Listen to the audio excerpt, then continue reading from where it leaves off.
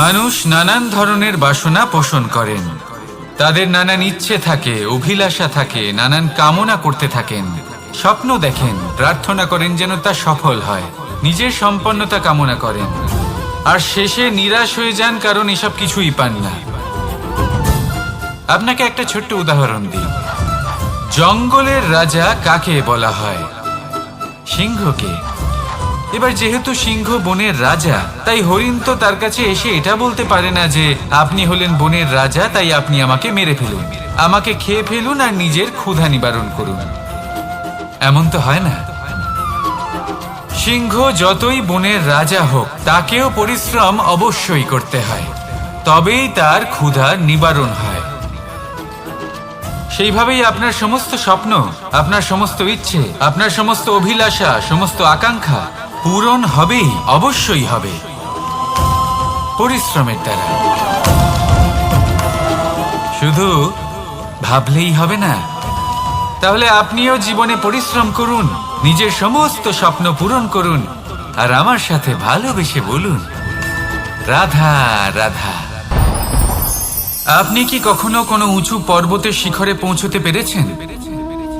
যদি পৌঁছে থাকেন বা যদি আপনি কোনো উঁচু পর্বতের শিখরে যান, তাহলে ভালো করে দেখবেন, আপনি যত উঁচুতে অগ্রসর হতে থাকবেন, আস্তে আস্তে সমস্ত বনস্পতি বিলুপ্ত হতে থাকে।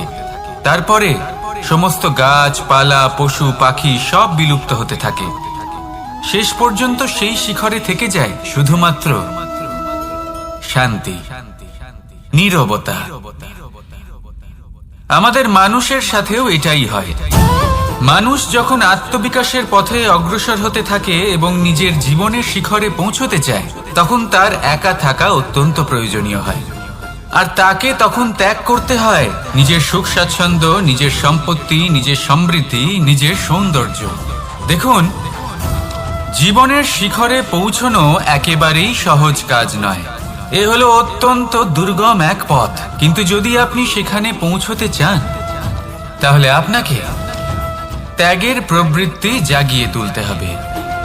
ত্যাগ কি সেটা জানতে হবে, কারণ ত্যাগের ফলেই মনে শান্তি আসে, আর সেই শান্তির ফলে মনে উৎপন্ন হয় প্রেম।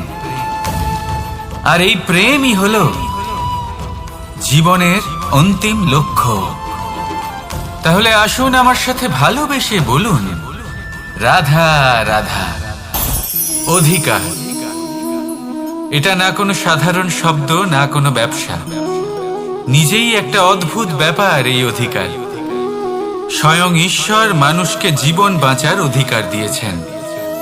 কিন্তু যখন কোনো নারীর অধিকারের প্রশ্ন আসে, তখন সেই অধিকারের সাথে কর্তব্য জুড়ে যায়।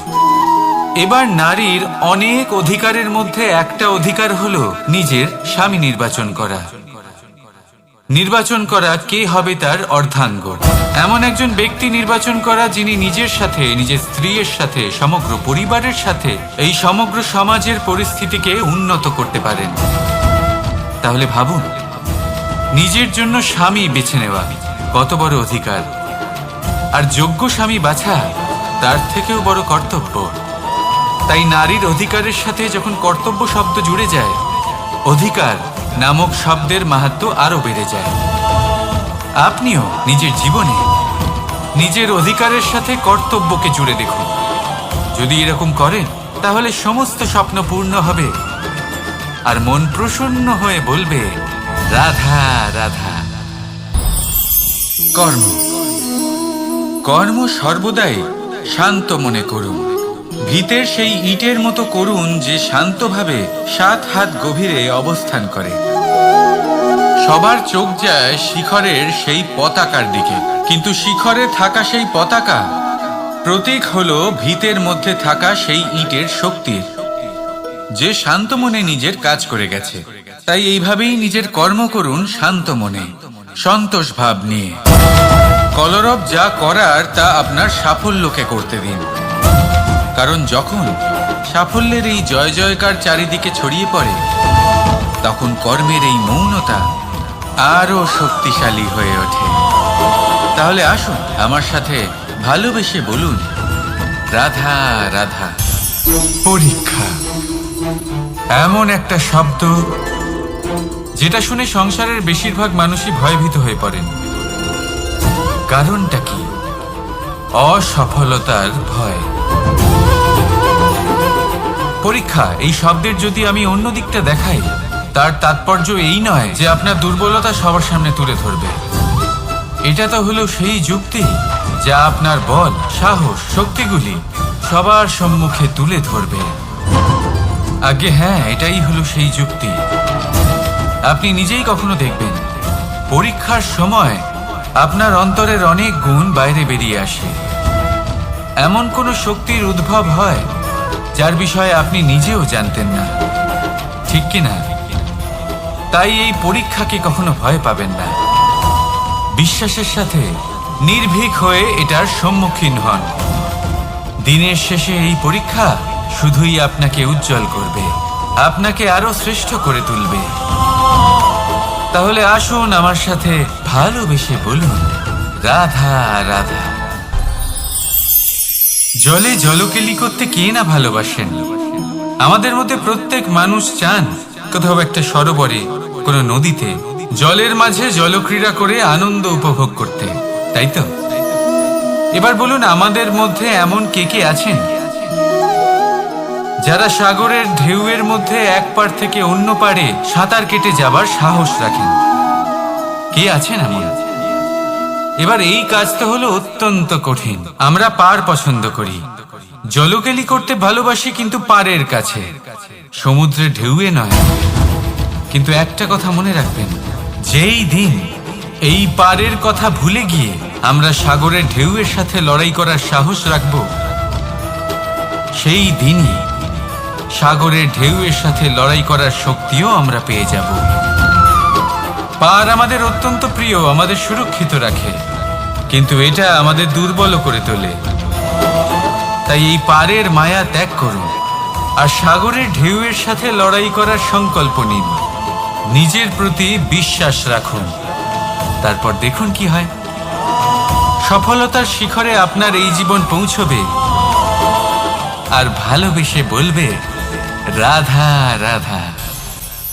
মানুষ যখনই নিজের জীবনে নতুন কিছু করতে যায় তখন ভয়ভীত হয়ে থাকে।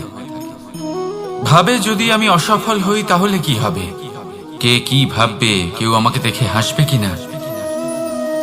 যদি আমি আমার মতামত দিই তাহলে বলবো, এইসব পরীক্ষার সম্মুখীন হতে কখনো ভয় পাবেন না। কারণ যাই হোক না কেন, পরিণাম দুটোই হতে পারে। একটা হয় আপনি জিতে যাবেন, দ্বিতীয় পরিণাম আপনি হেরে যাবেন। খুব সোজা। যদি জিততে পারেন আপনি সবাইকে নেতৃত্ব দিতে পারবেন, কিন্তু যদি আপনি হেরে যান তাহলে আপনার কাছে সেই অভিজ্ঞতা থাকবে যা দিয়ে আপনি আগামী প্রজন্মের পথপ্রদর্শক হবেন। এবার ভাবুন, এই অভিজ্ঞতা দ্বারা আপনি কাউকে সাহায্য করছেন যা দিয়ে সে নিজের স্বপ্ন পূরণ করতে পারবে। খুব পুণ্যের বিষয় এটা। একটা সহজ কথা জেনে রাখুন, জয় হোক বা পরাজয়, দুটো একই দিকে নিয়ে যায়, আর সেটা হলো জয়ের দিকে। শুধু নিজের দৃষ্টিভঙ্গি শুভ করে তুলুন আর নিজের পরীক্ষাগুলিকে সীমিত করে তুলবেন না। নিজের এই সীমাগুলিকে আহ্বান জানান। নিজের ব্যক্তিত্বকে বিশাল করে তুলুন, শক্তিশালী করে তুলুন। আর আমার সাথে ভালোবেসে বলুন, রাধা রাধা। এই সম্পর্ক হলো গুরু এবং শিষ্যের। গুরু হলেন ধনুকের সেই প্রত্যঞ্চার মতো যিনি নিজেকে পেছনে রেখে শিষ্যকে তার গন্তব্যের দিকে এগিয়ে দেন, তাকে নিজের লক্ষ্য ভেদ করতে দেন, আর সর্বদাই কঠোর হয়ে থাকেন যাতে শিষ্য কখনোই নিজের লক্ষ্যচ্যুত না হয়। ধন্য হলেন এমন গুরু যারা শিষ্যকে নিজের গন্তব্যে পৌঁছেও দেন এবং তার সব কৃতিত্ব তাকেই দেন, নিজের শিষ্যকে, নিজের বাণকে। তাহলে আপনারা চিরকাল এরকম গুরুকে মনে রাখবেন, সর্বদা তাদের সম্মান করবেন, সর্বদা তাদের ভালোবাসবেন, কখনো জীবনে পিছিয়ে পড়বেন না আপনি। আসুন আমার সাথে ভালোবেসে বলুন, রাধা রাধা। আপনি কখনো আতর মেখেছেন? একটা শ্রেষ্ঠ আতরের গুণ হলো ওকে মাখার পরে অনেক দিন পর্যন্ত তার সুবাস থেকে যায়। তারপরে আপনি বস্ত্র বদল করুন বা রেখে দিন, তার সুবাস থেকেই যায়। এবার ধরে নিন এই আতর হলো আপনার কর্ম, আর আপনার শরীর, আপনার বস্ত্র হলো আপনার জিহ্বা। যত শ্রেষ্ঠ আপনার কর্ম হবে তত বেশি এই সংসার আপনাকে জানবে। আপনার কর্ম যদি সর্বশ্রেষ্ঠ হয় তাহলে সারা জীবন মনে রাখবে, আর জীবনের পরেও আপনাকে ভুলবে না। এই কর্ম ধর্ম ভেবে পালন করবেন, কারণ এই চিন্তা ভাবনাই সত্য হয়ে সামনে আসে। সেই জন্য ভাবনাকে পুষ্ট করুন, যুক্তিবোধ শ্রেষ্ঠ করে তুলুন। সবকিছু নিজে থেকেই হয়ে যাবে, পথ আপনা থেকেই সামনে চলে আসবে, কর্ম নিজে থেকেই হতে থাকবে। শুধু কর্ম ধর্ম মনে করে পালন করতে থাকুন, আর আমার সাথে ভালোবেসে বলুন, রাধা রাধা। এই জীবন, এই জীবন দেখতে গেলে কিন্তু খুবই কঠিন। এই জীবন কি করি হে নারায়ণ, এটাকে একটু সহজ কি করে করে তোলা যায়, এই প্রশ্নই তো আসছে মনে। এর উত্তর স্বয়ং সেই মানুষের মধ্যেই লুকিয়ে, তার সিদ্ধান্তে, তার নির্বাচনের মধ্যে লুকিয়ে। এবার জীবনের যে কঠিন সময়গুলো থাকে সেগুলো সেই প্রসঙ্গের মতোই হয়। যেমন ধরুন, আপনি হাঁটছেন হাঁটছেন আর হঠাৎ করে পায়ে কাঁটা ফুটে গেল। এবার আপনি কি করবেন? এমনও ব্যক্তি আছেন যারা সেই কষ্টের কারণে, সেই কষ্ট পাওয়ার ভয় পিছিয়ে আসেন। এমনও কিছু ব্যক্তি থাকেন যারা সেই আঘাতে নিরাময় করার জন্য সময় নষ্ট করবেন, কতটা জানি না। এমনও কিছু ব্যক্তি থাকতে পারেন যিনি হয়তো সেই কাঁটাকে তুলে নিয়ে তার ব্যবহার গজালের মতো করবেন, তাকে দেওয়ালে পুঁতে একটা সুন্দর ছবি লাগাবেন, যাতে সেই দেওয়াল আরো সুন্দর দেখতে মনে হয়। এটাই জীবনের সাথেও হতে পারে।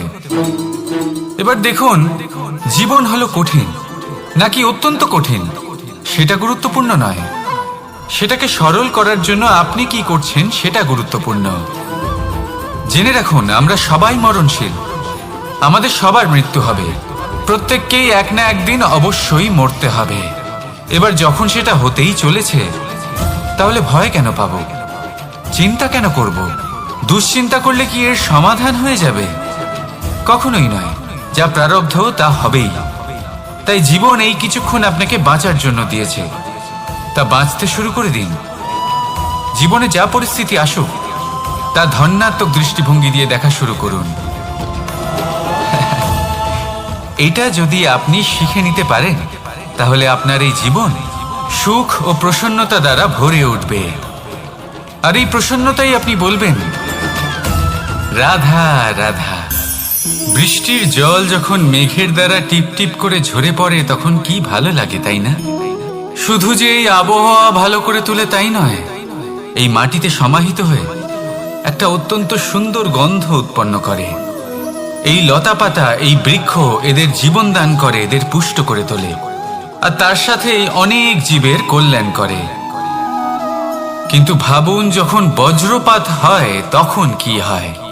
এই সমস্ত জলের ফোঁটা অনিয়ন্ত্রিত হয়ে যায়, একটা ভয়ানক বন্যার রূপ নিয়ে নেয়, যা শুধুমাত্র মহাবিনাশ করে। এর সারমর্ম কি? এর সারমর্ম হলো কর্ম করুন, কিন্তু তার নিয়ন্ত্রণ রেখে। যদি আপনি নিয়ন্ত্রণে না থাকেন তাহলে আপনিও জীবনরূপী এই বর্ষার পরিবর্তে ভয়ানক বন্যার রূপ ধারণ করবেন। এবার বিকাশ ঘটাবেন নাকি বিনাশ, সিদ্ধান্ত হলো আপনার। যদি বিকাশ ঘটাতে চান তাহলে নিজের কর্মের সাথে সাথে নিজের মনকেও নিয়ন্ত্রণ করতে শিখুন। এই মনকে সংযত করুন, একে নিয়ন্ত্রণে রাখুন, নিজের কর্মকে নিয়ন্ত্রণে রাখুন, ভারসাম্য বজায় রাখুন। আর আমার সাথে ভালোবেসে বলুন, রাধা রাধা। কখনো ঘোড়া আর তার ঘোড়সওয়ারিকে দেখেছেন? ঘোড়ার ডান এবং বাম দিকে যেন একটা পর্দা লাগানো থাকে। তার কারণ কি? যাতে ঘোড়া অন্য কোনো দিকে দেখতে না পায়, শুধুমাত্র সামনে দেখে আর সেই দিকেই এগোতে থাকে। বলতে গেলে এটা খুব সাধারণ ব্যাপার, কিন্তু এর পেছনে খুব বড় এক বিজ্ঞান লুকিয়ে রয়েছে। আপনি যদি জীবনে নিজের লক্ষ্যে পৌঁছতে চান, তাহলে আপনাকে এদিক ওদিক তাকানো বন্ধ করতে হবে। শুধু সামনে নিজের লক্ষ্যের দিকে তাকিয়ে থাকতে হবে। তখনই জীবনে সাফল্য লাভ করবেন। ঘোড়া তো শুধুমাত্র এক পশু, তার উপরে লাগাম পরাতে হয়, চোখের ডান এবং বাম দিকে পর্দা পরিয়ে দেওয়া হয়। আপনি হলেন মানুষ, আপনাকে লাগাম কে পরাবে? কেউ না। এটা আপনাকে নিজেকেই করতে হবে। মনের গভীরে প্রবেশ করুন আর আবেগগুলিকে লাগাম পরান, তাদের নিয়ন্ত্রণ করতে শিখুন। আর নিজের দৃষ্টি সামনে, শুধু নিজের লক্ষ্যের দিকে। মনে রাখবেন, যদি আপনার দৃষ্টি শুধুমাত্র নিজের লক্ষ্যে থাকে, তাহলে লক্ষ্যভেদ অবশ্যই করবেন। যদি একাগ্রতা এদিক ওদিক চলে যায়, তাহলে লক্ষ্য হারিয়ে যাবে। রাধা রাধা। যথা রাজা তথা প্রজা, যথা বীজ তথা বৃক্ষ, যথা ভূমি তথা অঙ্কুর। কি সুন্দর শব্দ এগুলি! আর যতটাই সুন্দর ততটাই গভীর হলো তার অর্থ। যেমন রাজা হবেন, প্রজা তেমনই হবেন। যেমন ভূমি হবে, অঙ্কুরও তেমনই হবে। কখনো গভীরে গিয়ে এই কথার অর্থ বোঝার চেষ্টা করেছেন আপনি? রাজা এই শব্দের মূল হলো রজ। রজ কথার অর্থ হলো মাটি। অর্থাৎ রাজা হলেন তিনি যিনি মাটির সাথে যুক্ত। রাজা হলেন তিনি যিনি প্রজাদের সম্মান করবেন, তাদের যত্ন নেবেন, তাদের চোখে জল দেখলেই চিন্তিত হয়ে উঠবেন, তাদের অশ্রু মোছার জন্য সমস্ত সম্ভাব্য চেষ্টা করবেন, তাদের সুখী রাখার জন্য সমস্ত চেষ্টা করবেন। রাজা এরকম হয়। এবার এই সমস্ত গুণ যদি একজন রাজার মধ্যে না থাকে, তাহলে প্রজার মধ্যে অসন্তোষ দেখা যায়। আর এই অসন্তোষ বিদ্রোহের রূপ নেয়। আর এই বিদ্রোহ যে কোনো রূপেই হলো বিনাশকারী। তাহলে রাজার উচিত প্রজাদের রক্ষা করা, এবং প্রজাদেরও উচিত রাজার প্রতি বিশ্বাস রাখা, তার অনুকরণ করা। এই দুজন যখন এক হবেন, তখনই শাসন স্থির হবে, তখনই এই দেশ নিয়ন্ত্রণে থাকবে। যদি দুজনের মধ্যে কোনো একজন নিয়ন্ত্রণ হারান, তখন মহা বিনাশ অবশ্যই হবে। তাহলে রাজা নিজের কর্ম করবেন আর প্রজা নিজের ধর্ম পালন করবেন, আর আমার সাথে ভালোবেসে বলবেন রাধা রাধা। এই বৃক্ষ দেখতে পাচ্ছেন? বটবৃক্ষ। এই সংসারের সব থেকে বড় বৃক্ষের মধ্যে অন্যতম। কি না করে এই বৃক্ষ! অনেক বছর ধরে বেঁচে থাকে এই বৃক্ষ। এই বৃক্ষ সর্বদাই বাড়তে থাকে। কত পশু পাখিদের এই বৃক্ষ আশ্রয় প্রদান করে। পথ চলতি পথচারীদের এই বৃক্ষ ছায়া প্রদান করে, আশ্রয় প্রদান করে, বিশ্রাম করার জায়গা দেয়, শীতল ছায়া দেয়। বটবৃক্ষ সংসারের সব থেকে বড় বৃক্ষদের মধ্যে একটা বৃক্ষ। এই বৃক্ষের বীজ সর্ষে দানার থেকেও ছোট হয়, কিন্তু তা মাটির মধ্যে সমাহিত হয়ে যায়, নিজের খোলসকে ভেঙে প্রথমবার অঙ্কুরিত হয়। আর তারপরে আস্তে আস্তে আস্তে একটা ছোট্ট বীজ একটা বিশাল বটবৃক্ষে পরিণত হয়। জীবনে যদি সাফল্য পেতে চান, তাহলে এইভাবেই এগোতে হবে। ছোট ছোট পদক্ষেপের দ্বারা এই পথ চলা শুরু করতে হবে। সেই জন্য ছোট কাজ করতে কখনো সংকোচ করবেন না, ছোট কাজ করতে কখনো লজ্জা পাবেন না। যদি এই ছোট ছোট কাজ পূর্ণ নিষ্ঠা দিয়ে, পূর্ণ মনোযোগ দিয়ে, সততার সাথে করতে পারেন, তাহলে এই ছোট কাজের আকার বাড়তে থাকবে। তাই কাজগুলিকে কাজের মতোই দেখতে শুরু করুন। ছোট কাজ বা বড় কাজ এরকম ভাববেন না। তাহলে কর্ম করতে থাকুন। জীবনে আপনার অস্তিত্ব বটবৃক্ষের থেকেও বড় করে তুলুন। তাহলে আসুন আর আমার সাথে ভালোবেসে বলুন রাধা রাধা। ভগবান আর ভুল, এই দুই একই অক্ষর দিয়ে শুরু হয়। শুধু তাই নয়, এদের দুজনের রাশিও সমান। এবারে আপনারা বলবেন যে ভগবান, ভুল, এদের মধ্যে কিভাবে মিল থাকতে পারে? অনেক বড় মিল আছে। না শুধু এ এক অক্ষর দিয়ে শুরু হয়, বরং এদের বিজয় মন্ত্রটাও এক। ভগবানকে মানুন, তাকে বিশ্বাস করুন, তাকে স্বীকার করুন। এটা করলে মনের দৃষ্টি থেকে ভগবানকে দেখা যায়, আর উনি আপনাকে সমৃদ্ধ করে তোলেন। ভুলের সাথেও এটাই ঘটে। নিজের ভুল স্বয়ং মেনে নিলে, স্বীকার করে নিলে সব কিছুই স্পষ্টভাবে দেখতে পাবেন। যেদিন থেকে আপনি নিজের ভুল মেনে নিতে শিখবেন, সেদিন থেকে সেই ভুল শোধরানোর প্রক্রিয়াও শুরু হয়ে যাবে। আপনি বুঝে যাবেন নিজের ভুল কিভাবে শোধরাতে হয়। তাই মনে রাখবেন, নিজেকে শ্রেষ্ঠ করে তোলার জন্য নিজের ভুল স্বীকার করা অত্যন্ত প্রয়োজনীয়। এই জীবনে শান্তি আনার জন্য ঈশ্বরকে মেনে নেওয়াও অত্যন্ত প্রয়োজনীয়। সবসময় নিজের গুণ এবং নিজের দোষ মনে রাখবেন।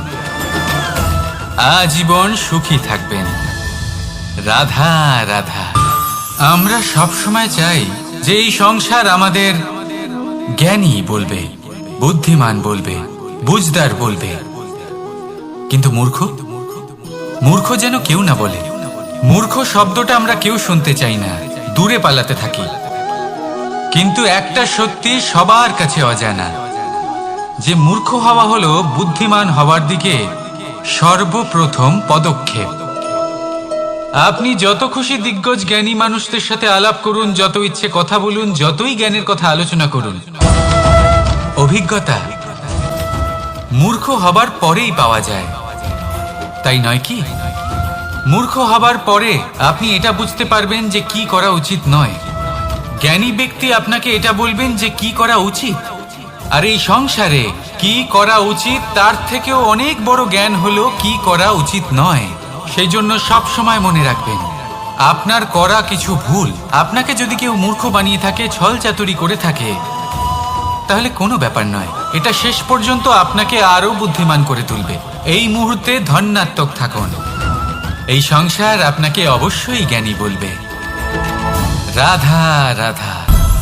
আপনি কি কখনো একজন মালিকে একটা বাগানের যত্ন নিতে দেখেছেন? যদি কখনো একটা গাছে উই ধরে যায়, মালি তখন শুধু সেই গাছের নয়, সমস্ত বাগানের চিকিৎসা করায়। আপনারা হয়তো বলবেন, এ কেমন মূর্খতা? যখন উই একটা গাছে লেগেছে, সমস্ত বাগানের চিকিৎসা কেন করাতে হবে? এ তো অযথা পরিশ্রম করা। কিন্তু মালি খুব ভালো করে জানে যে উই হয়তো একটা গাছে লেগেছে, কিন্তু তা সমস্ত বাগানকে নাশ করে দিতে পারে। এবার মালির এই শিক্ষা, এই জ্ঞান অন্য অনেক জায়গাতে প্রযোজ্য। এই সংসারে আমরা শুধুমাত্র নিজের পরিবারের কথাই চিন্তা করি, তাদের যত্ন নিই, চেষ্টা করি যেন তারা ভালো থাকেন, সুখে থাকেন। আর সেই সময় এই সমাজের কিছু বিরোধী মনোভাব এই সমাজকে গ্রাস করে ফেলে, এই সমাজকে নষ্ট করে ফেলে। কিন্তু আমাদের নজর শুধু আমাদের পরিবারে থাকে। সেই জন্য যখন কথা ওঠে রাষ্ট্রের, দেশের, তখন তার জন্য সিদ্ধান্ত নিতে হবে, তখন তার জন্য ত্যাগ করতে হবে। আর মনে রাখবেন, যে সমস্যায় আসুক তার সমাধান পূর্ণরূপে বাঞ্ছনীয়। এই সংসারে প্রত্যেক ব্যক্তি যদি নিজের পরিবারেরও খেয়াল রাখেন এবং সমাজেরও খেয়াল রাখেন এবং সঠিকভাবে এই দেশেরও খেয়াল রাখেন, তবেই এই দেশ সম্পন্ন হতে পারবে। তাহলে আপনিও সেই প্রয়াস করুন আর আমার সাথে ভালোবেসে বলুন, রাধা রাধা।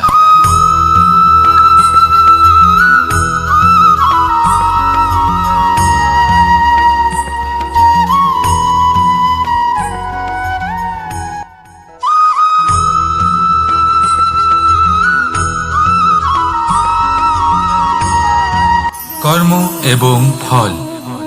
মানুষের স্বভাব হলো এটাই যে তিনি নিজের প্রত্যেক পরিশ্রমের প্রতিফল প্রার্থনা করেন। বেশিরভাগ সময় এই ফলাফলের চিন্তা করতে করতে, কল্পনা করতে করতে উনি কর্ম করতে থাকেন, যে আমি এই কাজটা করলে এই ফল পাবো। সেই সব কল্পনা করতে থাকেন যা না তার হাতে আছে, না আছে অধিকার, আর না আছে নিয়ন্ত্রণ। উনি শুধু নিজের কর্ম করতে পারেন। উনি কি ফল পাবেন তা তার হাতে কখনোই নেই।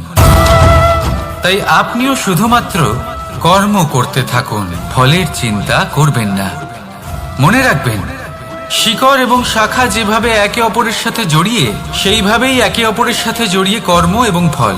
যেরকম কর্ম আপনি করবেন সেরকম ফল আপনি অবশ্যই পাবেন। তাই এই ফলের আশায় কর্মের সময় কখনোই নষ্ট করবেন না, কারণ যে ব্যক্তি সময় নষ্ট করেন, সময় সেই ব্যক্তিকে অবশ্যই নষ্ট করে দেয়। কর্ম করুন নিঃস্বার্থভাবে, ফলের চিন্তা করবেন না, আর আমার সাথে ভালোবেসে বলুন রাধা রাধা। কর্ম এবং ফল, দেখতে গেলে এই সমস্ত ব্রহ্মাণ্ড এই দুইয়ের মাঝেই স্থির হয়ে আছে। মানুষজন কর্ম করেন ভালো ফল লাভের আশায়, আর ভালো ফল লাভের আশায় উনি এটাই ভুলে যান যে উনি যে কর্ম করছেন তা কি করছেন। আমি বলেছিলাম কর্ম করুন ফলের চিন্তা না করে, কিন্তু কি কর্ম করছেন সেই বিষয়ে ভাবাটাও অত্যন্ত আবশ্যক। নয়তো অনেক সময় আমরা এমন কর্ম করে ফেলি যা না চাইতেও বিষে পরিণত হয়, যা হয়েছে দুঃশাসনের সাথে, দুর্যোধনের সাথে, গুরু দ্রোণের সাথে। একজনের মানসিকতা উচিত ছিল না, একজনের বিবেক উচিত ছিল না, আরেকজন যে পক্ষ নির্বাচন করেছিলেন সেই পক্ষ উচিত ছিল না। আর যা কিছু ওনাদের সাথে হলো, আপনার আমার আমাদের সকলের সাথে তা হতে পারে। আমি বলেছিলাম কর্ম করুন, ফলের চিন্তা করবেন না, কিন্তু এই কর্মের বিষয়ে বিচার করে দেখাটাও ততটাই আবশ্যক। দেখুন, কর্ম করার উচিত প্রক্রিয়া ফলের চিন্তা না করা, কিন্তু যদি আপনার কর্ম শুভ হয় তাহলে তার ফলও নিয়তি আপনাকেই দেবে। সর্বদা কর্ম করার সময় এটা ভাবুন যে আপনার এই কর্ম এই সংসারকে, এই সমাজকে, আপনার পরিবারকে, আপনার আশেপাশের মানুষজনকে কোন দিশায় নিয়ে যাবে। যদি এটা সবার জন্য মঙ্গলময় হয় তাহলে কর্ম করতে থাকুন। আর হ্যাঁ, নিশ্চিত রূপে ফলের চিন্তা করবেন না। আসুন আমার সাথে ভালোবেসে বলুন রাধা রাধা। বটবৃক্ষের বীজ সর্ষের দানার থেকেও ছোট হয়, কিন্তু যখন তা নিজের রূপ ধারণ করে তখন তা বিশাল বৃক্ষের আকার ধারণ করে, যা সহস্র বছর ধরে বেঁচে থাকে, ছায়া প্রদান করে, পাখিদের আশ্রয় প্রদান করে, আর দেয় পথচারীদের বিশ্রাম করার স্থান। কেন? কারণ সেই ছোট বীজ তা মাটির ভেতরে গিয়ে নিজের খোলস ত্যাগ করে। অন্ধকারে থাকে সে, যতই আলো আসুক না কেন, যতই বর্ষা আসুক না কেন, সব সহ্য করে। আর তারপরে একটা চারা গাছ অঙ্কুরিত হয়, তারপর ধীর গতিতে একটা বিশাল বৃক্ষতে পরিণত হয়। দেখুন, জীবনে কঠিন সময় আসে, এই জন্য নয় যে আপনি হার মেনে নেবেন, এই জন্য আসে যাতে আপনি ভবিষ্যৎ নির্মাণের জন্য নিজেকে তৈরি করতে পারেন।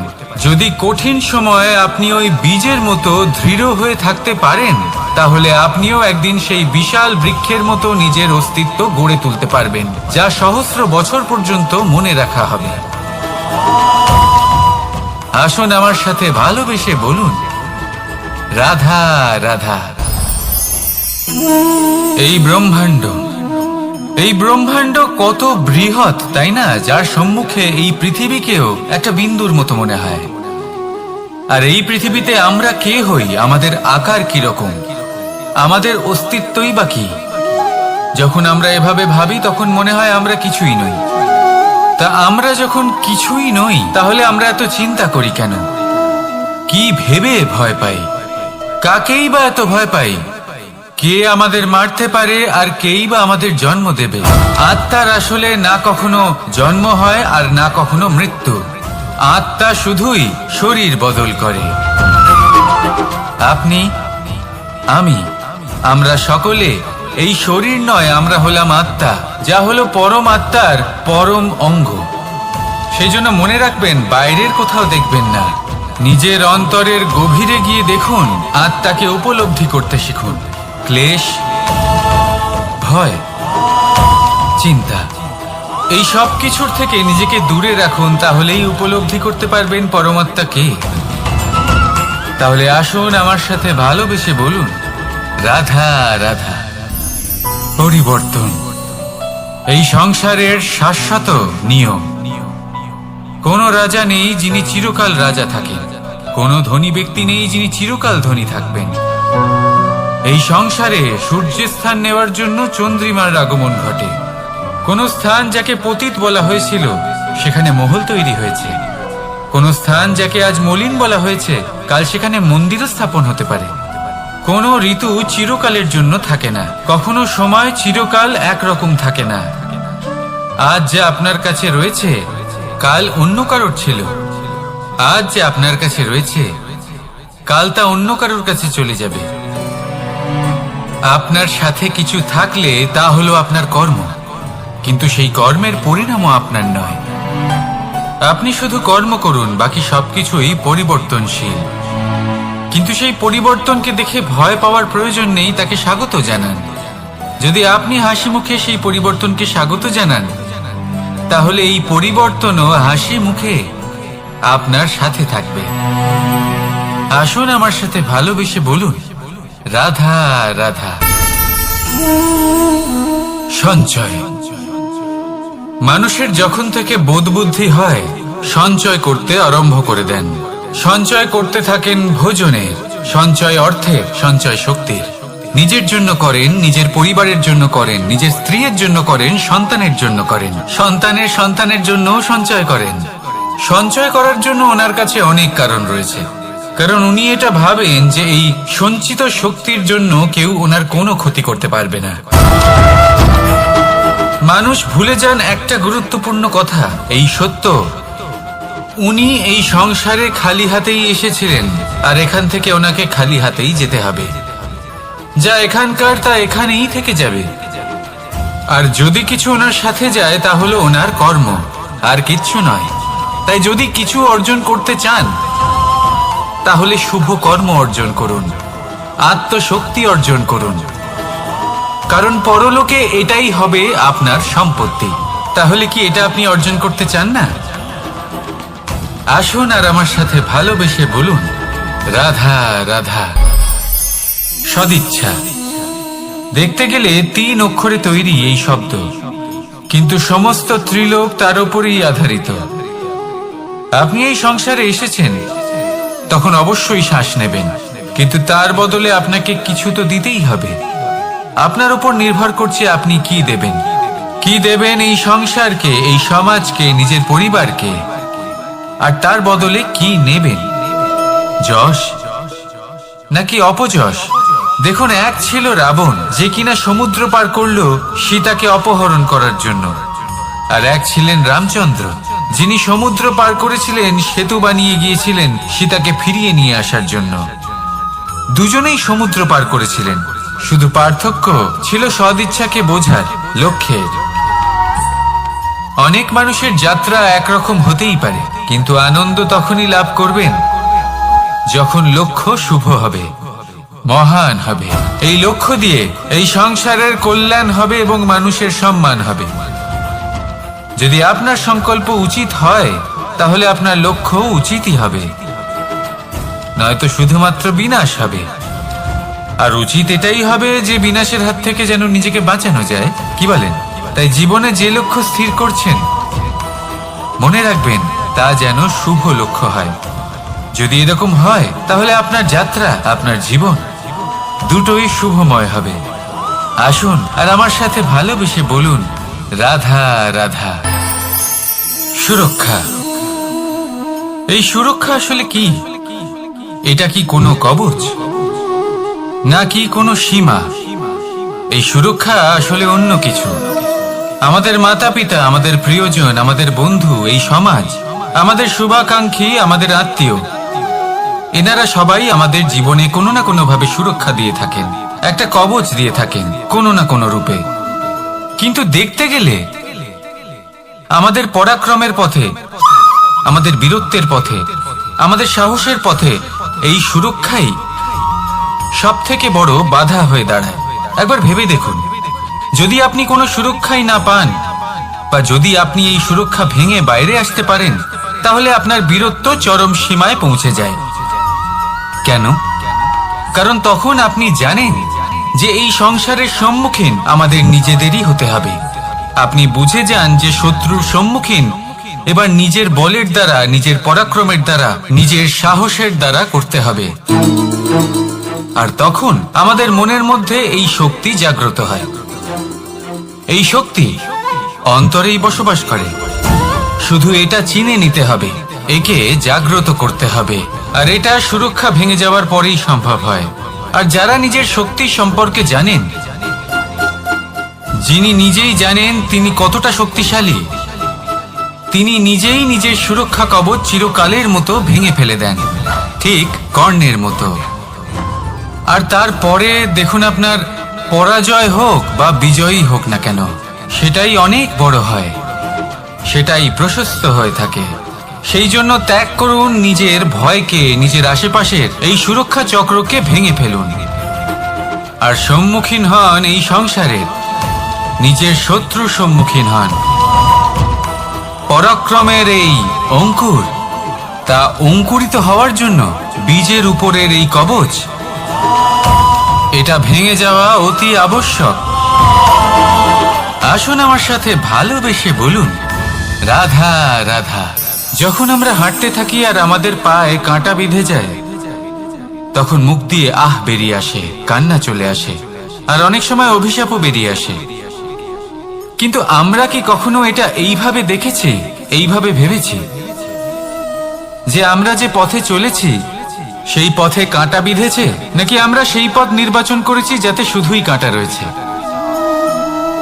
নাকি আমরা এভাবে ভেবে দেখেছি যে এই কাঁটা আমাদের কষ্ট দিতে এসেছে, নাকি এটা আমরাই বিছিয়ে রেখেছিলাম? সাবধান থাকা উচিত ছিল, কারণ কাঁটা বিঁধলে যন্ত্রণা হবে, চিৎকার করে ফেলতে পারি, মুখ থেকে অভিশাপও বেরিয়ে আসতে পারে। কিন্তু এই অভিশাপ শুধুমাত্র আমাদের তরফ থেকে অভিশাপ হয়, সামনের ব্যক্তিটির ওপরও নির্ভর করে। এবার সেই ব্যক্তি যদি এমন হয় যে ফুল আর কাঁটা এই দুই সমানভাবে গ্রহণ করতে পারে, তার কাছে অভিশাপও বরদানে পরিণত হয়। শেষ পর্যন্ত ব্যাপারটা দাঁড়ায় ভাবনা, চিন্তা, দৃষ্টিভঙ্গির ওপর। কারণ আপনার এই ভাবনাই সত্যি হয়ে সামনে আসে। সেই জন্য এই ভাবনা, চিন্তা, মানসিকতাকে গুরুত্ব সহকারে দেখবেন। এই বিবেচনা নিয়ে বিবেচনা করতে শিখুন। আমার কথার অর্থ হলো যে জীবনে যখন এরকম কিছু একটা ঘটবে, তখন ভেবে দেখুন যে এরকম কেন হলো। আপনি কি এমন কোনো কর্ম করেছিলেন যার কর্মফল এটা? এমন কোনো কাজ যা অনুচিত ছিল, অসত্য ছিল, যা অভদ্রতার কারণ ছিল? ভেবে দেখা প্রয়োজন। দেখুন, ইচ্ছে হলো আপনার যে আপনি কি করতে চান, ভাবনা আপনার, সত্য আপনার, জীবন আপনার, সিদ্ধান্ত আপনার। আসুন আর আমার সাথে ভালোবেসে বলুন, রাধা রাধা। সময়, এই সময় আসলে কি? এই সময় একটা সরল রেখা তো কখনোই নয়। সময় হলো একটা চক্র, যেখানে এর আদি সেখানেই হলো এর অন্ত, আর যেখানে তা শেষ হয় সেখান থেকেই তার শুরু হয়। এই সময় একটা অত্যন্ত বিচিত্র চিন্তা, বিচিত্র ভাবনা, একটা বিচিত্র বস্তু যা কেউ বুঝতে পারেন না। এই সময়ের লীলা, এর কোনো প্রমাণ নেই, কোনো জ্ঞান নেই, কোনো পরিমাপ নেই। শুধু এটুকু আমরা জানতে পারি, যেখানে শেষ হবে সেখান থেকে একটা নতুন সূচনাও হবে। যা আজ আপনার কাছে আছে, কাল অন্য কারোর কাছে যাবে, তারপরে তার কাছ থেকেও অন্য কারোর কাছে যাবে, তারপরে তার থেকেও ছিনিয়ে নেওয়া হবে। এই নিয়তির একজনের কাছ থেকে অন্যজনের কাছে আদান প্রদানের এই সময় হলো আপনার সময়। এই সময়ের সদ্ব্যবহার করুন, এই সময়কে বাঁচুন। আপনাকে শুধু এটাই সুনিশ্চিত করতে হবে যে আপনি কোন পক্ষে আছেন। আর সত্যি বলতে কি, আপনার জীবনের পরিণাম নির্ভর করে আপনার নির্বাচনের ওপর। আপনি কোন পক্ষ নির্বাচন করছেন। তাহলে মনে রাখবেন, জীবনে সেই পক্ষই নির্বাচন করবেন যা চয়ন করার পরে আপনি সুখ অনুভব করবেন, আপনি সন্তোষ লাভ করবেন, প্রসন্নতা লাভ করবেন। আর আমি এটাই সুনিশ্চিত করব যে এই পক্ষ যেন শান্তির পক্ষ হয়, এই পক্ষই যেন প্রেমের পক্ষ হয়। তাহলে চিন্তা করবেন না, আর আসুন আমার সাথে ভালোবেসে বলুন রাধা রাধা। দৃষ্টি আর দৃষ্টিভঙ্গি, এই সমগ্র লীলা হলো এই দুইয়ের। বিচিত্র হতে পারে, কিন্তু এটাই সত্যি। এবার আপনাকে একটা উদাহরণ দিয়ে বোঝাই। অনেক সময় আপনি কোনো ব্যক্তিকে এটা বলতে শুনবেন যে আমি আমার নিজের উপরে গর্ব করি, আমি নিজেকে নিয়ে গর্ব করি, আমি খুব ভালোভাবে আমার মা বাবার সেবা করি, ওনাদের আমি সবসময় সুখী রাখি, ওনাদের আমি একটা বাড়ি দিয়েছি, সকল সুখ সুবিধা দিয়েছি, ওনাদের জীবনে প্রত্যেক জিনিস দিয়েছি আর দেব যা তাদের প্রয়োজন। এবার আমাকে বলুন যে আপনি কে হন? আপনি হলেন সেই বীজ যা আপনার মাতা পিতা রোপণ করেছেন। আপনার মা বাবাই আপনাকে এই সংসারে জন্ম দিয়েছেন। এবার এইসব কথার কি তাৎপর্য? এই হলো সেই ব্যক্তির দৃষ্টিভঙ্গি। এবার দেখা যাক এই প্রকৃতি আমাদের কি শেখায়। কখনো কোনো গাছকে দেখবেন, যখন সেই গাছে ফল আসে, সে মালিকে এটা বলে না যে দেখো আমি তোমাকে ফল খেতে দিচ্ছি। সেই বৃক্ষ এটা বলে না যে দেখো আমি তোমায় আহার করতে দিচ্ছি, কারণ ও জানে যে এটা হলো সেই মালির পরিশ্রম, এটা হলো তারই কর্মের ফল, আর এটা তারই পাওয়া উচিত। সে বলে যে তোমার জিনিস তোমাকেই অর্পণ করলাম, এ আমার জিনিস নয়। ও জানে সেই মালির গুরুত্ব আসলে কি। এটা হলো তার দৃষ্টিভঙ্গি। সেই জন্য আপনি জীবনে কোন ব্যক্তির মধ্যে, কোন পশু পাখির মধ্যে, কোন প্রাণীর মধ্যে, কোন পরিস্থিতিতে, কোন আবেগের মুহূর্তে কি দেখতে পাচ্ছেন, সেটা আপনার দৃষ্টিভঙ্গির উপরে নির্ভর করছে। তাই নিজের মনে ধনাত্মক ভাব জাগ্রত করুন, শুভ চিন্তা নিয়ে আসুন। এই ভাবনাই সত্য হয়ে সামনে আসবে। এই দৃষ্টিভঙ্গি এমন হয়ে যাবে যে আপনার জীবনে সবকিছুই শুভ হবে। তাহলে আসুন আর আমার সাথে ভালোবেসে বলুন রাধা রাধা। প্রতিশোধ অথবা কাউকে দুঃখ দেওয়ার ভাবনা, যদি এটা আপনার মনে থাকে, তাহলে আপনি নিজের মনেই যন্ত্রণার একটা বিশাল বৃক্ষ রোপণ করছেন, এটা মনে রাখবেন। কারণ কাউকে দুঃখ দেবার এই ভাবনা, এটা হলো সেই বীজ যা আপনার মনেই পতিত হবে, আপনার মনেই অঙ্কুরিত হবে, আর আপনার মনেই একটা বিশাল বৃক্ষরূপে বেড়ে উঠবে। জীবন আপনার, কর্ম আপনার, কাউকে দুঃখ দেবার ভাবনা আপনার ছিল, এই বৃক্ষ হলো আপনার, তাই এর ফলও আপনিই পাবেন, যা গ্রহণও আপনাকেই করতে হবে। মনে রাখবেন, যে মানুষ এটা ভাবে যে আমি ওকে দুঃখ দেব, ওকে কষ্ট দিতে চাই আমি, সেই মানুষই দুঃখ আর কষ্ট পেয়ে থাকে।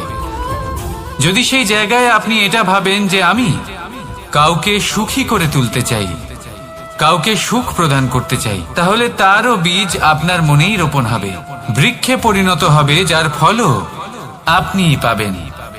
এখানে বিষয়টা হলো শুধু মানসিকতার চিন্তা, যা সত্য হয়ে আপনার সামনে আসে। তাহলে এই মানসিকতা শুভ করুন, সবার জন্য মঙ্গল কামনা করুন। অন্যের মনে আপনার জন্য ভালো চিন্তা থাকুক বা না থাকুক, আপনি সবার জন্য শুভ চিন্তা করে কর্ম করতে থাকুন, তাহলে আপনার সাথেও ভালোই হবে। তাহলে আসুন আর আমার সাথে ভালোবেসে বলুন রাধা রাধা। সুখ আর অভিজ্ঞতা, এই দুই জীবনে একসাথে কখনোই আসে না। মনে রাখবেন, যেখানে সুখ থাকে সেখানে অভিজ্ঞতা থাকে না, আর যখন এই সুখ আমাদের জীবন থেকে দূরে চলে যায়, তখন আমাদের জীবনে আসে এই অভিজ্ঞতা। পরমাত্মা, প্রকৃতি, নিয়তি এই অভিজ্ঞতাকে আমাদের জীবনে পাঠান, যাতে আমরা একটা অত্যন্ত গুরুত্বপূর্ণ শিক্ষা, একটা জ্ঞান প্রাপ্ত করতে পারি। এই অভিজ্ঞতা আমাদের শেখায় যে অতীতে এমন কি হয়েছিল যা আমাদের করা উচিত হয়নি। আমাদের শেখায় ভবিষ্যতে এমন কি আছে যা আমাদের করা উচিত আর কি করা উচিত নয়। দেখতে গেলে এই অভিজ্ঞতা আমাদের সেই শিক্ষা দেয় যার জন্য আমরা সুখের দিকে উচিতভাবে অগ্রসর হতে পারি। সেই জন্য জীবনে যখনই দুঃখ আসবে, দুঃখের এই সময় আসবে, তখন হতাশ হবেন না। বোঝার চেষ্টা করুন এই পরিস্থিতি কেন এসেছে, কি শিক্ষা দিতে এসেছে। যদি আপনি সেই জ্ঞান লাভ করেন, সুখের পথে অগ্রসর হন, তাও উচিত রূপে, তাহলে এই অভিজ্ঞতার উদ্দেশ্য পূরণ হয়ে যায়। তাহলে আসুন আর আমার সাথে ভালোবেসে বলুন, রাধা রাধা। জীবনে শিখরে পৌঁছানোর জন্য মানুষের কি প্রয়োজন হয়ে থাকে? সিঁড়ির। কিন্তু তাও প্রত্যেক মানুষ, প্রত্যেক ব্যক্তি শিখরে পৌঁছতে পারেন না। এর কারণ কি? কারণ একটা হতে পারে যে মানুষ কল্পনা করতে থাকেন কিন্তু সিঁড়ি খুঁজে পান না। কিছু মানুষ খুঁজে নেন কিন্তু তা পেয়ে এতটাই প্রসন্ন হয়ে যান যে তারপর আর কোনো কর্মই করেন না। খুব সোজা ব্যাপার। অনেক মানুষ সিঁড়ি খুঁজে পান না, আর যদি পেয়েও যান তাও যতক্ষণ না তাতে চড়ছেন সেই শিখরে পৌঁছবেন কি করে? যতক্ষণ না আপনি পরিশ্রম করছেন, যতক্ষণ না সেই সিঁড়িতে আপনি চড়ছেন, যতক্ষণ না ক্লান্ত হচ্ছেন, আপনার পায়ে হাঁটুতে ব্যথা না হচ্ছে, ততক্ষণ এই শিখরে পৌঁছানোর সৌভাগ্য লাভ করতে পারবেন না। তাহলে কল্পনার সাথে কর্ম করুন, পরিকল্পনার সাথে পরিশ্রম করুন, সব কিছু পাবেন। আসুন আমার সাথে ভালোবেসে বলুন, রাধা রাধা। সমস্যা, কঠিন সময়, সংকট, বিপদ কার জীবনে নেই? প্রত্যেকের জীবনে আছে। কিন্তু আমাকে একটা কথা বলুন, যদি নৌকায় ঢেউকে ভয় পেতে শুরু করে তাহলে সাগর পার করবে কে? কখনো কোনো ছোট্ট পিঁপড়েকে দেখেছেন যে আকারে হয়তো ছোট হতে পারে কিন্তু বড় শিক্ষা দিয়ে যায়? কিন্তু আমরা শিখি না। এবার দেখুন একটা পিঁপড়েকে যে ভোজনের খোঁজে বাইরে বের হয়, একটা ছোট্ট দানা তুলে নেয়। ছোট দানা তোলে কারণ তার থেকে বেশি সে তুলতেই পারবে না। সে দানা নিয়ে চলতে শুরু করে, কোনো দেওয়ালে উঠে পড়ে, আবার পড়েও যায়। সেই দানা দূরে কোথাও একটা পড়ে যায়, তা আবার খোঁজে, তুলে নেয়, আবার চলতে থাকে।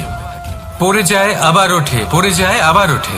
সেই দানাটা রেখে দেয়, আবার বেরিয়ে পড়ে ভোজনের খোঁজে। পরিশ্রম করতে থাকে কিন্তু হার মানে না। এই শিক্ষাই তো আমাদের প্রাপ্ত করতে হবে। নিরন্তর পরিশ্রম আর নির্ভীক হয়ে কর্ম করে যেতে হবে। এটাই হলো সাফল্যের মাধ্যম, এটাই হলো জয়ের মন্ত্র, অচ্যুত অজয় অস্ত্র। তাহলে আসুন আর আমার সাথে ভালোবেসে বলুন, রাধা রাধা। আমরা সকলে চাই আমাদের জীবনে সাফল্য আসুক। আমরা চাই যে এই সংসারে আমাদের খ্যাতি ছড়িয়ে পড়ুক। আমরা চাই যেন আমরা আলোচিত হই। কিন্তু শুধু চাইলেই কি যায় আসে? যদি এই সংসারে আলোচিত হতে হয় তাহলে পরিচিত হতে হবে পরিশ্রমের দ্বারা। যতক্ষণ না আপনারা পরিশ্রমের সাথে পরিচিত হবেন, সাফল্যের সাথে পরিচিত হবেন না। সংঘর্ষ করতে হবে প্রতিদিন, প্রতি বছর। জীবনের সব পরিস্থিতিতেই হয়তো নতুন নতুন বাধা আসবে, নতুন নতুন বিঘ্ন ঘটবে। কিন্তু এটা আবশ্যক নয় যে সমস্ত বিঘ্ন বিনাশের জন্য আসবে। কিছু বিঘ্ন আপনার পথ প্রশস্ত করার জন্য আসবে, আপনার পথ পরিষ্কার করার জন্য আসবে। যদি আপনাকে উদাহরণ দিই, যখন বন্যা আসে, বাড়ি ঘর ভেসে যায়, তখন আমরা হতাশ হয়ে পড়ি, আমরা দুঃখী হয়ে পড়ি। কিন্তু সেই বন্যাই আমাদের সেই ধরিত্রীকে এত উর্বর করে তোলে যে সেই উর্বর অংশ কাজে লাগিয়ে আমরা সেরকম আরো 10টা বাড়ি বানাতে পারি। তাহলে ধন্যাত্মক থাকুন আর যে কোনো সংঘর্ষের জন্য প্রস্তুত থাকুন। জীবনে অনেক দূর যেতে পারবেন। তাহলে আসুন আমার সাথে ভালোবেসে বলুন, রাধা রাধা। জীবনে কখনো কখনো আমরা সেই পরিস্থিতিতে ফেসে যাই যখন আমাদের মনে হয় যে আমাদের নতুন কিছু একটা করতে হবে, কিন্তু আমরা করতে পারি না। কারণ কোথাও না কোথাও আমরা রীতির দ্বারা আবদ্ধ, আর আমরা সেই রীতি ভাঙতে চাই না। কেবল একটাই প্রশ্ন আসে মনে, আশেপাশের মানুষ কি বলবে, আশেপাশের মানুষ কি ভাববে। আপনাকে একটা প্রশ্ন করি, কারা এই মানুষজন? আপনার জন্মের সময় এই মানুষজন কোথায় ছিলেন? যখন আপনি কোনো সমস্যায় পড়েন তখন এই মানুষজন কোথায় থাকেন? এগিয়ে এসে কি আপনাকে সাহায্য করেন, নাকি সেই সমস্যার সমাধান আপনি নিজেই করেন? এইসব মানুষজনের চিন্তা ত্যাগ করুন যদি আপনি জীবনে বাঁচতে চান। ভেবে দেখুন জীবনে কি কি শুভ আছে আর কি কি শুভ করতে পারেন। যদি তা স্রোতের বিপরীতে হয় তাহলে সংঘর্ষ করুন, কিন্তু এইসব মানুষজনের কথা ভাববেন না। ভেবে দেখুন জীবনে আপনি কি কি শুভ কাজ করতে পারেন। এটা ভাবুন যে আপনি কখনো এমন কোনো কাজ করে ফেলেননি তো যার জন্য কারো হৃদয় আহত হয়েছে। শুভর দিকে নিজের চিন্তা কেন্দ্রীভূত করুন, আপনার জীবনে সবকিছু শুভই হবে। তাহলে আসুন আমার সাথে ভালোবেসে বলুন, রাধা রাধা। আজকাল আপনি দেখে থাকবেন যে মা বাবা শুধুমাত্র সন্তানকে ভালোবাসেন তা নয়, তাদের মোহেও জড়িয়ে পড়েন। বিদ্যালয়ে যখন পাঠান তখন সমস্ত সুযোগ সুবিধা দিয়েই পাঠান, চেষ্টা করেন যে সবসময় যেন সন্তান তাদের চোখের সামনেই থাকে। কিন্তু ভুলে যান এক অত্যন্ত গুরুত্বপূর্ণ কথা, যে সন্তানকে এক নতুন দৃষ্টিভঙ্গি দেওয়াই হলো ওনাদের কর্তব্য। সেই জন্য পুরাতন কালে শিষ্যদের গুরুকুলে পাঠানো হতো, বাড়ির থেকে দূরে। কারণ বাড়ি ছেড়ে যাওয়া এক সন্তানের জন্য, এক শিষ্যের জন্য অত্যন্ত শুভ লক্ষণ হয়। যখন সে বাড়ির থেকে দূরে, গৃহস্থের থেকে দূরে থাকবে, তখন এই সংসারকে সে এক নতুন দৃষ্টিভঙ্গি দিয়ে দেখবে, পরখ করবে, বুঝতে পারবে, আর সবকিছু নিজে থেকেই শিখে যাবে কখন আক্রমণ করতে হয়, কখন পিছু হটতে হয়, কিভাবে এই সংসারের সম্মুখীন হতে হয়। আর এটা আপনার দৃষ্টি ওকে শেখাতে পারবে না, ওর অভিজ্ঞতা ওকে শেখাতে পারবে। তাই মনে রাখবেন, যদি আপনি চান যে আপনার সন্তানের বিকাশ হোক, তাহলে অনেক সময় ওকে নিজের থেকে দূরে নিয়ে যেতে হয়। যদি মোহে আবদ্ধ থাকেন তাহলে ওর বিকাশ কখনোই হবে না। তাহলে আসুন আমার সাথে ভালোবেসে বলুন, রাধা রাধা। কখনো কখনো মানুষ মনে করেন যে সে নিজেই সব থেকে বেশি শক্তিশালী, তিনি হলেন জ্ঞানী। দেখুন, এটা ভালো ব্যাপার যে আপনার মধ্যে শক্তি আছে, জ্ঞান আছে, আর এটা শুধু আপনার জন্য নয়, এই সমস্ত সমাজের জন্য, দেশের জন্য, সমগ্র পৃথিবীর জন্য অত্যন্ত আবশ্যক। কিন্তু এই কথাটাও বোঝা অত্যন্ত আবশ্যক যে এই জ্ঞান যেন কখনো অহংকার না হয়ে ওঠে। যখন মানুষের মধ্যে জ্ঞান থাকে তখন সে রাম হয়ে ওঠে। রাম, যিনি সমুদ্রের বুকে সেতু বানিয়েছিলেন, বানর সেনার দ্বারা রাক্ষস রাজকে পরাজিত করেছিলেন, আর চিরকালের জন্য সবার কাছে আদর্শ হয়ে উঠেছিলেন। আর যদি মানুষের মনে অহংকার জন্মায়, তাহলে সে রাবণ হয়ে ওঠে। দেশে বিদেশে যতই খ্যাতি থাকুক না কেন, সে রাক্ষস হয়ে ওঠে, নিজের সাথে সাথে সমস্ত কুলের বিনাশ করে বসে। এবার জ্ঞান নাকি অহংকার, আপনার কি চাই সেই সিদ্ধান্ত আপনার, আর আপনার এই সিদ্ধান্তই নিশ্চিত করবে যে আপনার কর্ম কি হবে, আর আপনার এই কর্মই নিশ্চিত করে দেবে আপনার প্রারব্ধ কি হবে।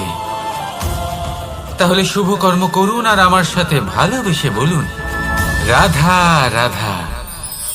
কোনো বাগানের কোনো বৃক্ষকে দেখেছেন যেখানে সুগন্ধি ফুল থাকে, রসালো ফল থাকে, তখন মন প্রফুল্ল হয়ে ওঠে, মন থেকে সেই বৃক্ষের প্রতি ভালোবাসা জন্মায়। কিন্তু যিনি বাগানের মালিক, শুধুমাত্র তিনিই জানেন যে কিভাবে এই বৃক্ষকে আগলে রাখতে হয়, কিভাবে তার পরিচর্যা করলে এতে সুন্দর সুগন্ধি ফুল হবে, রসালো ফল হবে। কখনো কখনো প্রয়োজনের থেকে বেশি রোদ পেলে এই বৃক্ষগুলি শুকিয়ে যায়, প্রয়োজনের থেকে কম রোদ পেলেও এই বৃক্ষ কিন্তু শুকিয়ে যায়। প্রয়োজনের থেকে কম জল যদি পায়, এই বৃক্ষ শুকিয়ে যেতে পারে। প্রয়োজনের থেকে অতিরিক্ত জল যদি পায়, তখনও এই বৃক্ষের শিকড়গুলি নষ্ট হয়ে যেতে পারে। এবার এটাই কিন্তু আমাদের সংসারের সাথেও হয়। আমাদের সংসারের সকল প্রতিভাশালী ব্যক্তি, যেমন লেখক, বিচারক, প্রবক্তা, যোদ্ধা, এদের সবার ক্ষেত্রে এই কথাটাই প্রযোজ্য। যদি বেশি প্রশংসা করা হয়, তাহলেও এরা হারিয়ে যাবেন। প্রয়োজনের থেকে বেশি যদি নিন্দা করা হয়, তখনও তারা নত হয়ে পড়বেন।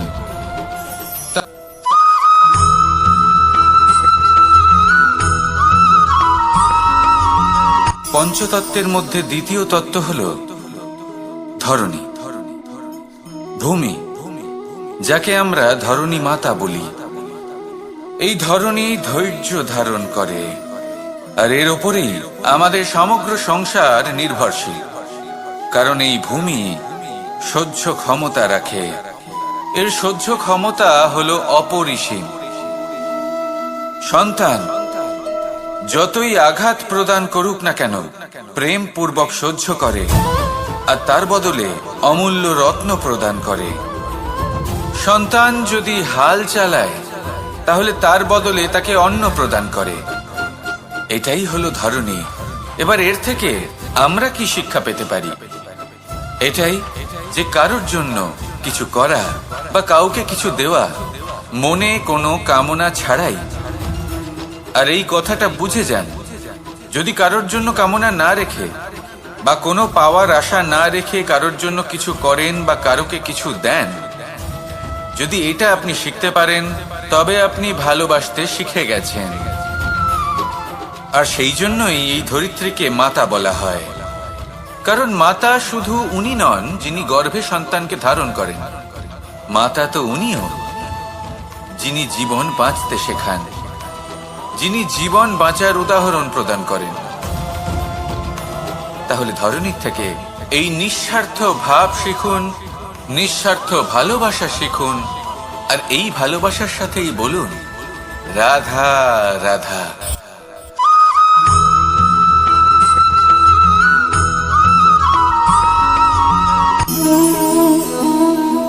নিয়তি। রাধা আমাকে বলে, কৃষ্ণ, যদি তুমি জানো যে নিয়তিতে কি আছে তাহলে তাকে বদলে দাও না কেন? মহাদেব আমাকে বলেন যে শ্রীকৃষ্ণ, যদি আপনি এটা জানেন যে সাম্বের নিয়তি এটাই, তাহলে আপনি তাকে বদলানোর চেষ্টা কেন করেন? কেন? কারণ আমি একজন পিতা, আর পিতার কর্তব্য এটাই তিনি যেন সম্ভাব্য সব চেষ্টা করেন নিজের সন্তানের মঙ্গলের জন্য।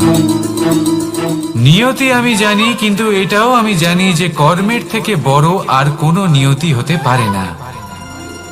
অভিজ্ঞতাও রয়েছে যে কর্মের হাতে নিয়তির এই চক্র বদলে যেতে পারে। তাই জীবনে যদি আপনার কখনো এমন মনে হয় যে এটা তো অসম্ভব, তখনও চেষ্টা করা কখনোই ছাড়বেন না। কে বলতে পারে আপনারই কর্মের কোনো এক বীজ হয়তো নিয়তির চাকায় আটকে গেল আর নিয়তিকে নিজের পথ পাল্টাতে হলো, ঠিক কিনা?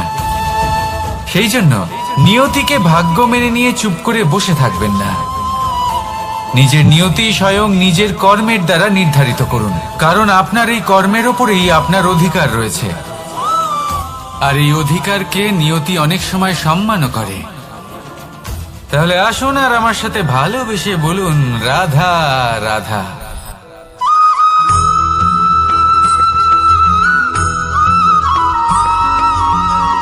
মানুষ ভাবেন যে ধন অর্জন করা হলো অত্যন্ত গুরুত্বপূর্ণ। তিনি আজীবন ধন অর্জন করতে থাকেন, ধন অর্জন করার চেষ্টা করতে থাকেন। সে যাই হয়ে যাক না কেন পরিশ্রম করতে থাকেন। স্বাস্থ্যের দিকে নজর দেন না, না উচিত সময় খাবার খান, না উচিত সময় ঘুমোতে যান, না পর্যাপ্ত সময় পর্যন্ত ঘুমন, কিছুই না। ধন অর্জন করতেই থাকেন, করতেই থাকেন। আর কিছু সময় পরে যখন তিনি অসংখ্য ধন লাভ করে ফেলেন, তখন তার সাথে ওনার শরীরে অনেক রোগ বাসা বাঁধে। এইসব রোগের উপচার করতে করতে সেই সমস্ত ধন যা উনি অর্জন করেছেন তা তিনি ব্যয় করে ফেলেন। শেষ পর্যন্ত কি হয়? আমরা যেভাবে এসেছি ঠিক সেইভাবেই ফিরে যাই, ধন এখানেই থেকে যায়। দেখুন, একটা অত্যন্ত গুরুত্বপূর্ণ কথা রয়েছে যে আপনার বোঝা উচিত। এই যে ধন, তার ব্যবহার করুন জীবনকে আরো ভালো করে তোলার জন্য। ধনের সদ্ব্যবহার করা উচিত, এমন যেন না হয় এই ধন আপনাকে ভোগ করে ফেলে। এই জীবনকে নিশ্চিত রূপে আরো শ্রেষ্ঠ করে তুলুন। কিন্তু এই ধন অর্জন করার এই প্রক্রিয়াতে নিজের সারা জীবনকে নষ্ট করে ফেলবেন না। এই জীবন উপভোগ করতে শিখুন, আর আমার সাথে ভালোবেসে বলুন রাধা রাধা।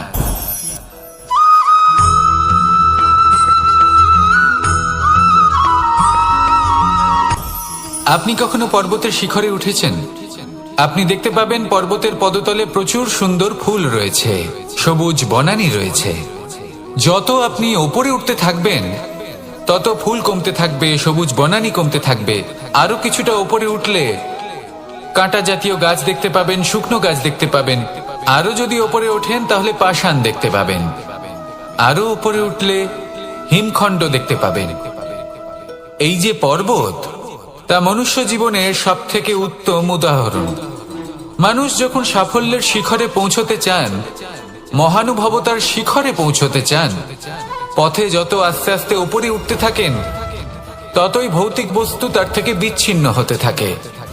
যদি তিনি সেই ভৌতিক বস্তুগুলি ত্যাগ না করতে পারেন, তাহলে কখনোই সেই স্থানে পৌঁছতে পারবেন না।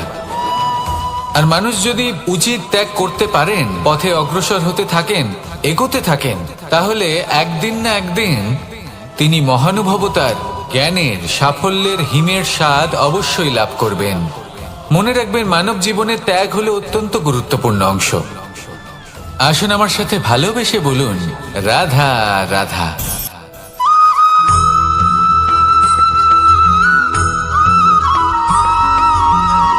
কেউ বলে জীবন খুব ক্ষণস্থায়ী, কেউ বলে জীবন হলো একটা সুন্দর স্বপ্নের মতো, আবার কেউ বলবে জীবন হলো এক কঠোর সত্য। কিন্তু জীবন আসলে কি? জীবন হলো আপনারই প্রতিবিম্ব, একটা দর্পণ। অর্থাৎ আপনি জীবনকে সেইভাবেই পাবেন যেরকম আপনি নিজেকে প্রতিপন্ন করবেন। যদি আপনি দর্পণের দিকে তাকিয়ে হাসেন, তাহলে আপনি সামনে হাসি মুখী দেখতে পাবেন। এবার যদি আপনি গম্ভীর হয়ে থাকেন, তাহলে আপনি একজন রুষ্ট ব্যক্তি দেখতে পাবেন। শেষে সব থেকে বেশি গুরুত্বপূর্ণ হলো আপনার চেষ্টা। আপনাকে সবসময় চেষ্টা করতে হবে যাতে আপনি নিজেকে প্রসন্ন এবং ইতিবাচক মনোভাবে রাখেন। এটা হলো আপনারই উত্তরদায়িত্ব, তাকে পালন করুন। এই মনকে প্রসন্ন রাখুন, এই সংসারকে সুন্দর বলে মনে হবে। আর এই মন প্রসন্ন হয়ে বলবে, রাধা রাধা।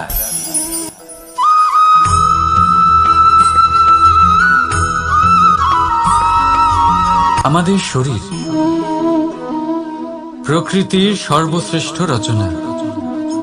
যে অঙ্গ প্রত্যঙ্গ আমরা লাভ করেছি, প্রত্যেকটির মধ্যে একটি নিজস্ব বার্তা রয়েছে। একটু ভেবে দেখুন, দুটি চোখ দিয়েছে দেখার জন্য, দুটি কান দিয়েছে শোনার জন্য, নাসিকাও আছে দুটি, দুটি হাত দিয়েছে দ্বিগুণ পরিশ্রম করার জন্য। কিন্তু জীব শুধুমাত্র একটি, তার উপরেও তীক্ষ্ণ বলিষ্ঠ দাঁত দিয়েছে তার রক্ষার জন্য। কখনো ভেবে দেখেছেন কেন?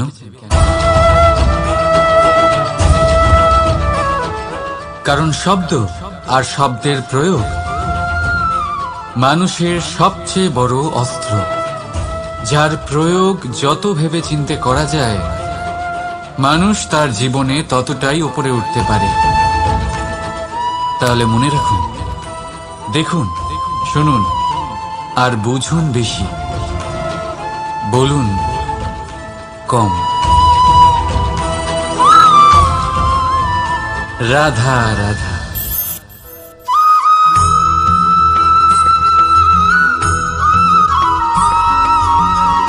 জীবন কিসের উপর নির্ভরশীল? ধনের ওপর?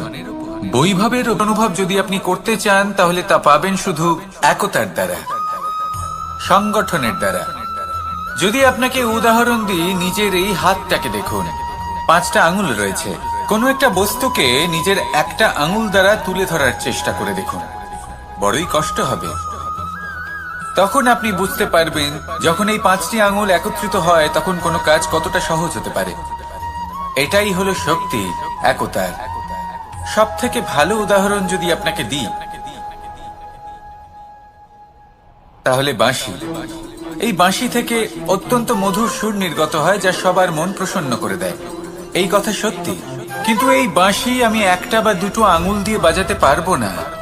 আমাকে প্রত্যেকটা আঙুল ব্যবহার করতেই হবে, তবেই এর থেকে মধুর সুর নির্গত হবে, যা সকলকে প্রসন্ন করবে। ঠিক কিনা? ঠিক এইভাবেই যদি আপনি চান যে আপনার জীবনরূপী বাঁশি থেকেও মধুর সুর নির্গত হোক বা সবার মনকে প্রসন্ন করে তুলুক, তাহলে আপনাকেও জীবনে একতা নিয়ে আসতেই হবে। আপনি একাও কর্ম করতে পারেন, পথ চলতেও পারেন, সামনেও এগোতে পারেন, সাফল্যও লাভ করতে পারেন। কিন্তু যখন সকলে একসাথে এগোবেন, সেই পথে চলবেন, সেই কর্মই করবেন, তখন লক্ষ্যে অবশ্যই পৌঁছবেন, সাফল্য অবশ্যই লাভ করবেন। কিন্তু সেই সাফল্য এবং তার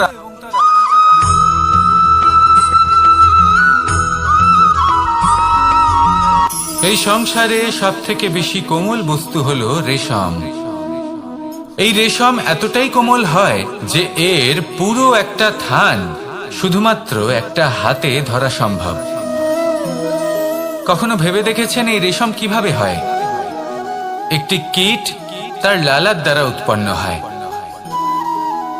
এই কীট সেই রেশমকে পাক দিতে থাকে, পাক দিতেই থাকে আর আস্তে আস্তে তার মধ্যেই জড়িয়ে পড়ে।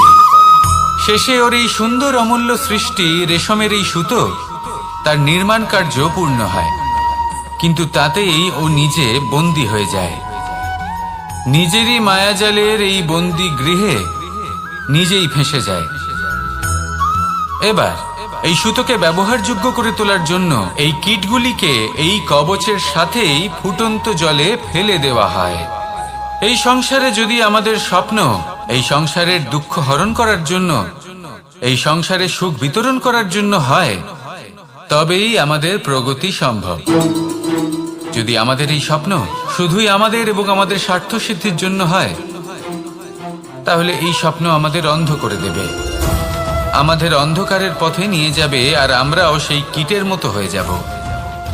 নিজেদেরই মায়াজালে আমরা নিজেই ফেঁসে যাব, আর শেষে আমরা যদি কিছু লাভ করি তা হবে একাকিত্ব, অন্ধকারময় মৃত্যু।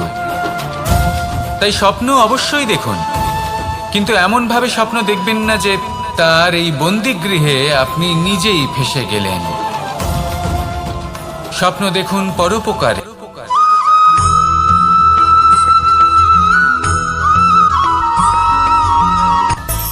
মানুষের মধ্যে একটা বিচিত্র প্রবৃত্তি থাকে, অন্য সকলের বিষয়ে, তাদের জীবনের বিষয়ে, তাদের ব্যক্তিত্বের বিষয়ে, তাদের ভবিষ্যতের বিষয়ে অনুমান করা। এটা হলো অনুচিত। কারোর অতীতকালকে দেখে লোকে ভবিষ্যৎ বলে দিতে পারেন, বর্তমানকে দেখে ভবিষ্যতের বিষয়ে অনুমান করে ফেলেন। উদাহরণ দিতে হলে বলবো, কোনো দাসকে দেখুন, ওকে দেখে লোকে বলে যে ওর ভবিষ্যৎ সেটাই হতে পারে, অনুমান করে ফেলেন।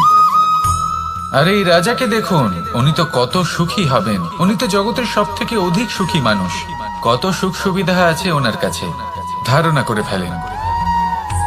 তবে সত্য তো এটাই যে কারোর ব্যক্তিত্বের বিষয়ে, তাদের ভবিষ্যতের বিষয়ে আপনি পূর্ণ সত্য কখনোই বলতে পারবেন না, শুধু অনুমান করতে পারবেন। আর এই অনুমান করে সত্যি কোনো লাভ হয় না, কারণ এই কাল সেটা হলো অত্যন্ত শক্তিশালী। কালো থেকে কালোতর কয়লাকেও হীরেতে পরিণত করতে পারে, অনেক বড় বড় রাজাকেও বিদূষক বানিয়ে ফেলতে পারে এক মুহূর্তেই। তাহলে আপনি অনুমান করে কি লাভ? কি পেলেন অনুমান করে? সেই জন্য কারোর বিষয়ে কোনো অনুমান করবেন না, তার ভবিষ্যতের বিষয়ে অনুমান করতে যাবেন না, কারোর বিষয়ে কোনো ধারণা করে নেবেন না। কিছু করতে হলে ভালোবাসুন, সবার মধ্যে ভালোবাসা ছড়ান, সবার মধ্যে ধন্যাত্মক ভাব ছড়ান। এই মন প্রসন্ন হয়ে বলবে, রাধা রাধা।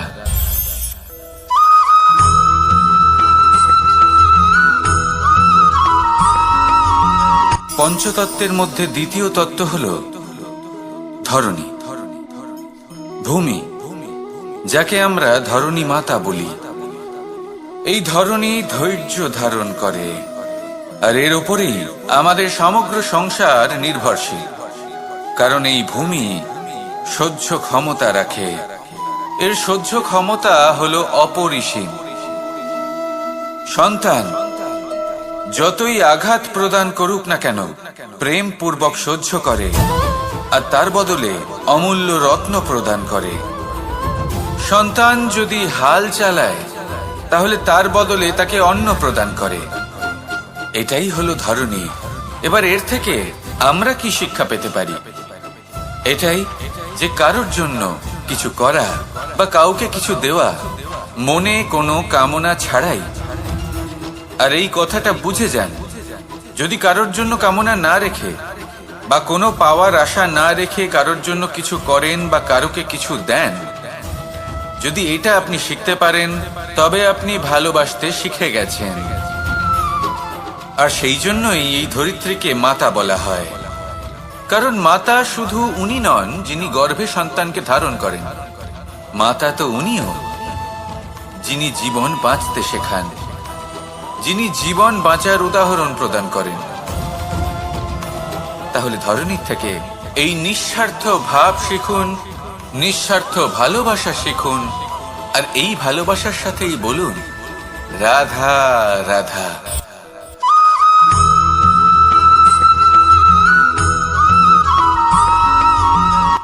সংসারে আমাদের জীবনে যখন কোনো সুখ বা দুঃখ আসে, তার জন্য আমরা কাউকে না কাউকে অবশ্যই দায়ী করে থাকি, তাই না? এই ব্যক্তি আমাদের সাথে এরকম কাজ করেছেন, তাই আমার সাথে এমন হলো। ওই ব্যক্তি যদি এমনটা না করতেন, তাহলে আজ আমি ওই স্থানে পৌঁছতে পারতাম। সবই আপনার দৃষ্টিভঙ্গির ওপর নির্ভরশীল, আর যদি আপনার দৃষ্টিভঙ্গি এমন হয়, তাহলে তা অনুচিত। সত্যি কথা বলতে এই সংসারে ভিন্ন ভিন্ন ধরনের মানুষ আছে। এটা আপনার উপর নির্ভর করছে কিভাবে তাদের স্বাগত জানাবেন। একবার ভাবুন, আমি আমার দুটো হাত সামনে নিয়ে এলাম, দুটো মুঠো খুলে দিলাম।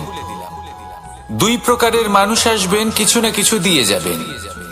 এই মুঠো যদি আমি বন্ধ করে দিই, তাহলে না কেউ আমাকে কিছু দিতে পারবে, না আমার কিছু যাবে আসবে। নিশ্চয়ই বুঝতে পারছেন এই দুই ধরনের ব্যক্তি কারা এবং তারা কি দিয়ে যান। আমি যদি নিজের মুঠো খুলে দিই, তাহলে কিছু ভালো মানুষ আসবেন, আমাকে আনন্দ, সন্তুষ্টি, জ্ঞান প্রদান করে যাবেন, ভালো অভিজ্ঞতা দিয়ে যাবেন। কোনো খারাপ ব্যক্তি যদি আসেন, তাহলে তিনিও খারাপ অভিজ্ঞতা দেবেন, যার থেকে আমি শিক্ষা লাভ করব। এই সব কিছু আমি লাভ করতে পারি। মুঠো যদি বন্ধ করে রাখি, তাহলে আমি কিছুই পাবো না।